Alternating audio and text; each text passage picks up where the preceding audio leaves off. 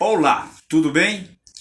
Eu hoje quero falar sobre o seguinte texto da Escritura Sagrada. Lucas, capítulo de número 1, versículo de número 35. E respondendo o anjo, disse-lhe: Descerá sobre ti o Espírito Santo, e a virtude do Altíssimo te cobrirá com a sua sombra. Pelo que também o santo que de ti há de nascer será chamado Filho de Deus. Qual é o aspecto que eu quero enfatizar neste texto da Sagrada Escritura? É sobre aquele que haveria de nascer por intermédio de Maria. Primeiro ponto, o evento foi revestido de aspectos extremamente sobrenaturais, portanto, incompreensíveis ao nosso entendimento limitado.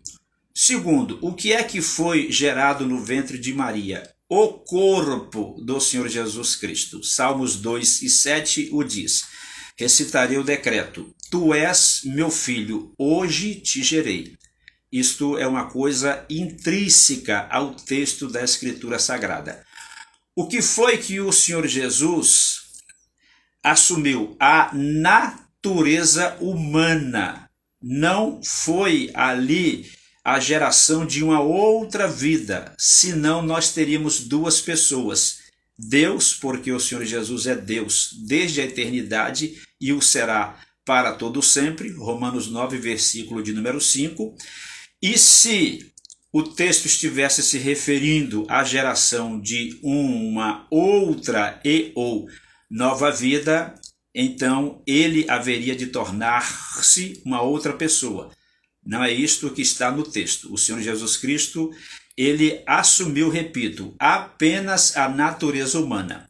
Um exemplo disso à luz da Escritura. Aquele que está em Cristo, segundo de Pedro 1 e 4, ele torna-se participante da natureza divina, mas ele não se torna um pequeno Deus, não se transforma em uma pequena divindade, ele apenas torna-se participante da natureza divina.